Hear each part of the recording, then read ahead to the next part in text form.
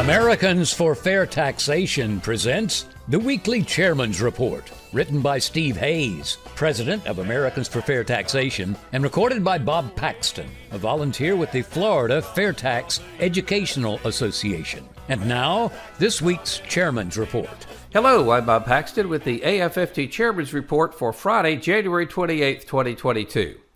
Today's Chairman's Report is guest written by Jade Walle. Now, Jade is a partner at a CPA firm and is on the board of Americans for Fair Taxation. How would our wise leaders of the past feel about the income tax and the fair tax? Too often we neglect to check in with our history and the wise elders of our past as it relates to solving today's problems.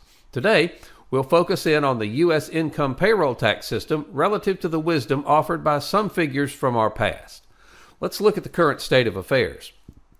While our nation began by collecting sales and excise taxes on things like carriages, sugar, and tobacco, our 108-year-old income payroll tax system has turned into over 75,000 pages of court rulings, tax regulations, rules, forms, and legislation, with approximately $1 trillion in annual illegal tax evasion.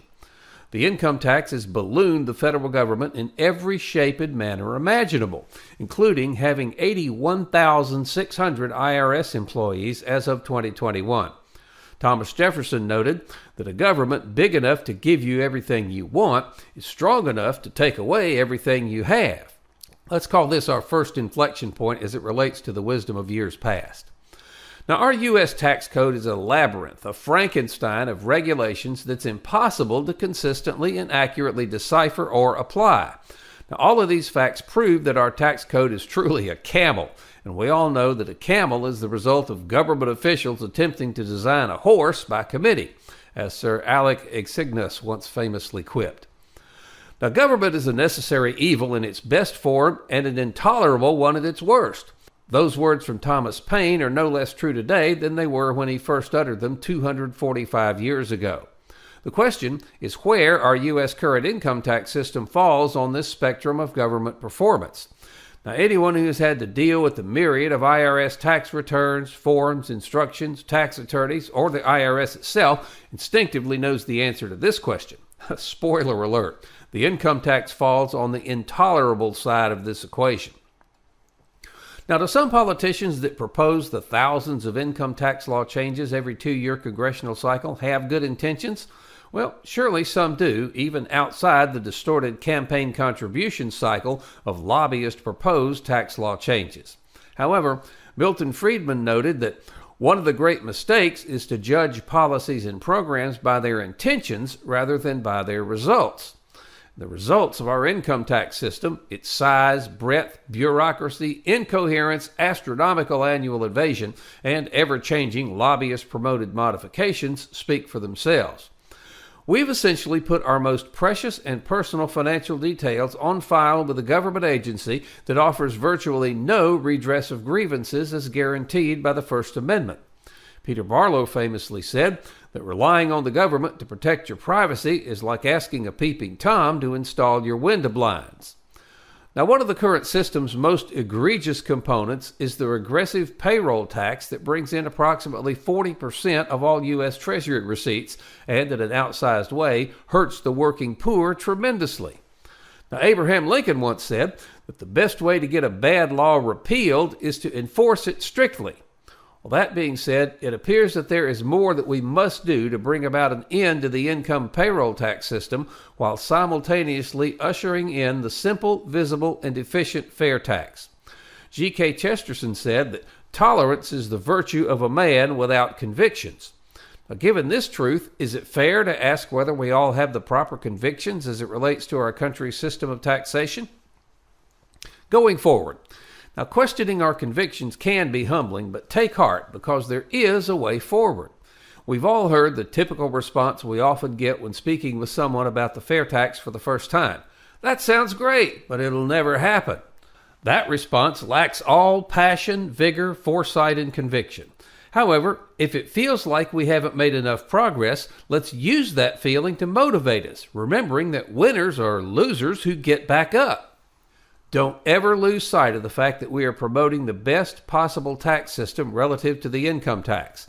And as great salespeople always say, It's easy to be a great salesperson when you have a great product.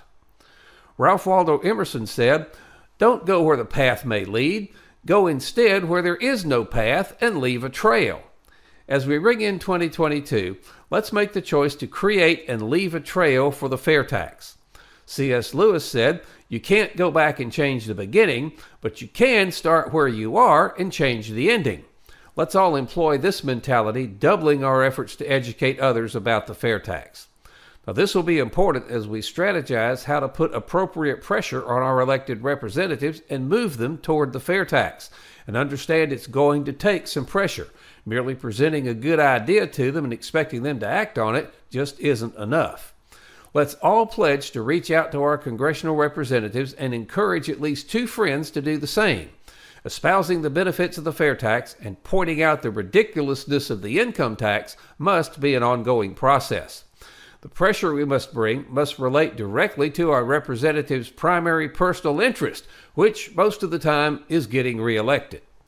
Now, remember what Benjamin Franklin famously said about causing someone to act. If you would persuade, you must appeal to interest rather than intellect. As we wrap up this halftime locker room speech, let's remember Nelson Mandela's admonition that it always seems impossible until it gets done. And Eleanor Roosevelt, who said, "Nothing has ever been achieved by the person who said it couldn't be done." The FAIRtax will get done, and the camel will be laid to rest. In conclusion, what can each of us do? We can write letters and make calls to our elected representatives demanding that if the government really wants to eliminate the burden of filing income tax returns, they should enact the FAIRtax and do away with tax returns altogether.